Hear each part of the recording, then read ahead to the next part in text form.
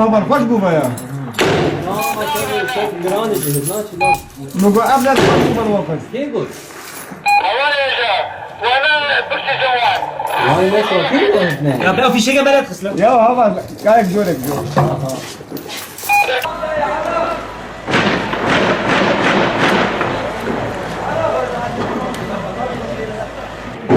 هذا بس سفيان ده بس سفيان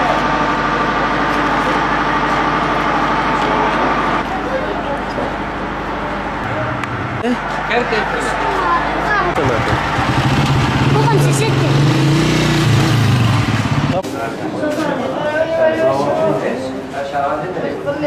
ابن اخوك كنت انت زاد هنيك؟ مصطفى خليل ابراهيم عم نحرر ونشتغل